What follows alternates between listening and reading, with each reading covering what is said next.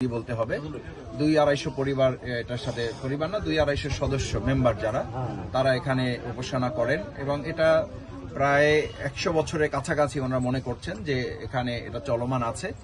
তো সেই জায়গাটায় হঠাৎ করে কে বা কারা মন্দিরের যে ওনাদের যে মূর্তি আছে সেই মূর্তির একটা মাথা অংশটা ভেঙে ওখানে তারা রেখে চলে যায়। তো এইটা আমরা প্রশাসনের সাথে তাৎক্ষণিকভাবে যোগাযোগ করেছি। আমরা নিজেরাও এখানে হিন্দু কমিউনিটির নেতৃবৃন্দ যারা, আমি ঢাকায় ছিলাম, খোঁজখবর নিয়েছি এবং তাৎক্ষণিকভাবে আমি আমাদের নেতৃবৃন্দ যারা এলাকায় ছিলেন তাদেরও খোঁজখবর রাখার জন্য বলেছি। তারা এলাকায় এখানে যারা হিন্দু কমিউনিটির লোকজন আছেন, আমার এখানে বাউফল সদর ইউনিয়নের সেক্রেটারি আছেন রুহুল আমিন এখানে আছেন, সে খোঁজখবর রেখেছে, কমিউনিটির সাথে তার যোগাযোগ আছে।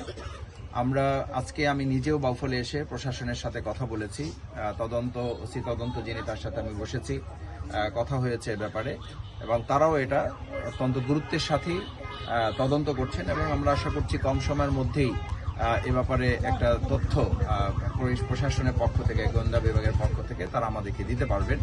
পাশাপাশি আমরা যেটা বলছি যে আসলে মন্দিরটা সংরক্ষণেরও ব্যবস্থার কিছু দুর্বলতা ছিল।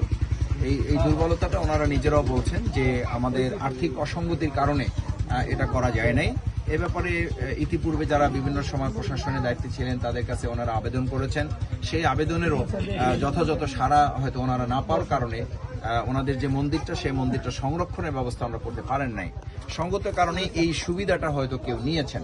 আমরা দ্বিতীয় যে পদক্ষেপ নিতে চাই যে এই মন্দিরটাকে সুরক্ষিত একটা ব্যবস্থার মধ্যে পর্যায়ক্রমে এটা কিভাবে নিয়ে আসা যায়, যাতে চাইলেই কোনো দুষ্কৃতিকারী কোনো দুষ্কৃতি কর্মকাণ্ডের মাধ্যমে এটাকে যেন একটা রূপ দিতে না পারে বা একটা অপকর্মের দিকে সে নিয়ে যেতে না পারে।